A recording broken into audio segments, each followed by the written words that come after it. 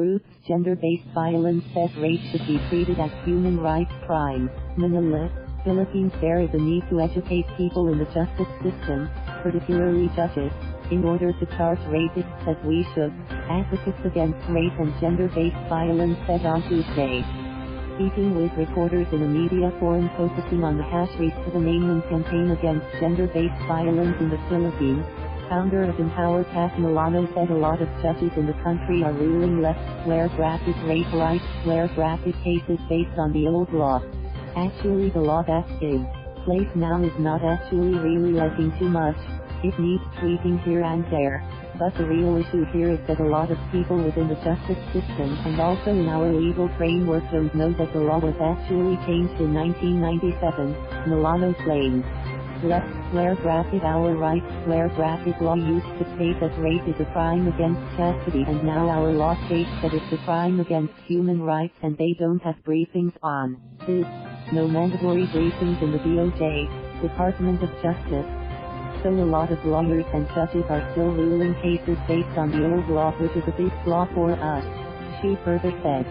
According to Malano, personnel of agencies usually exposed to rape cases including the Philippine National Police, PNP, the National Bureau of Investigation, NBI, and the DOJ, should undergo mandatory briefings. We want to really raise awareness and have mandatory briefings in place for the PNP, the NBI, the DOJ, lawyers, judges, and hopefully improve the system. It's really just a matter of updating and making sure that everybody is up to date so that we can go forward and charge rapists as we should, she said. She, likewise, expressed concern over the age of consent provided by the law, which is 12 years old. Our age of consent here is 12 years old, which is also a big problem for us because that means that if you are raped after the age of 12, you then have to prove in a courtroom that you are raped, which is horrific and incredibly traumatizing for any 12-year-old, Malano said. Rape shield provision. According to Barry Gutierrez, lawyer and spokesperson of Vice President Leni Robredo, attitude of the people in the justice system, particularly judges, has not shifted from what it was 30 years ago. I agree that there's really a huge need to educate judges in particular because actually we have a rape shield law which actually prohibits the introduction of, among other things, past sexual history of the complainant as a part of the defense, he said. But Gutierrez said that while there is a policy in place and a provision in the law which prohibits the use of the complainant's past sexual conduct in a case, it continues to be the practice. Its past sexual history should not be considered by judges, but because we have such a long history of jurisprudence, it long established that it is permissible for a defense attorney to introduce past sexual history of the complainant as a defense in a rape case, he said. So you have a situation where in a rape trial, instead of the perpetrator being the one questioned, the burden is actually shifted to the person complaining.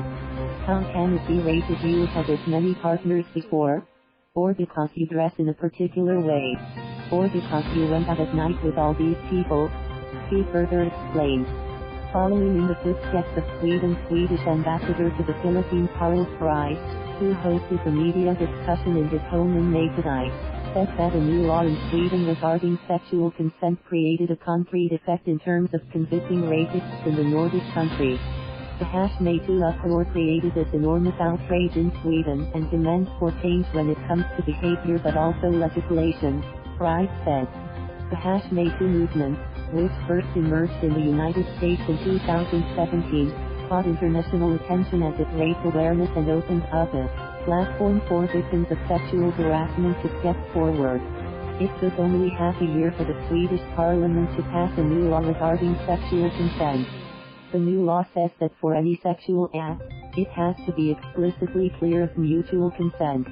If that is not explicitly clear, it is rape, Fries explained. And after this law was passed, the sentences for rape has increased in Sweden and the sentences have become longer. So this law has really had a concrete effect, he added. Thank you for watching. Please subscribe.